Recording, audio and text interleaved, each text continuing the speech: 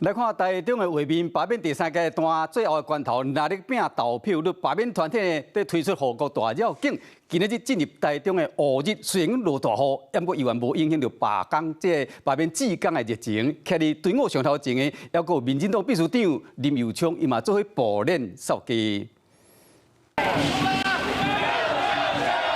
虽然当日大雨，不过罢免志工的热情关济，青红满加入绕境队伍。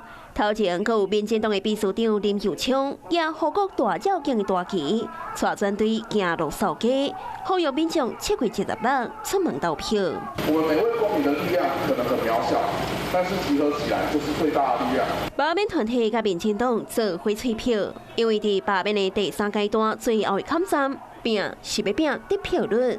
免则号召中间选民甲千内支持者到同意罢免，加做最后决战的课题。每一个罢区都非常的重要，那每一分力量也都非常的重要。好，所以我们民进党所有党公职，大家只有一条心，就是全力的来协助密接支援罢团。看到罢免团体动作这济，国民党输人唔输阵，提出拼大选的规矩。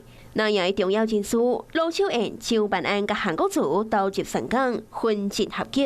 明仔暗，卢秀燕甲韩国瑜也将会伫台中，甲民众党的主席黄国昌合体，举办大型的造势活动。日常的这个扫街跟拜访，以及这个后续的这个文宣上面，我们都会拜托大家7月26号一定要出门支持，一定要出门投票。我想，这个投票率就是决胜点。罢免投票来到最后一关，拿赢全收围攻，一步一脚印。在投票进前，继续走基层催票。双方拢有未当输的压力。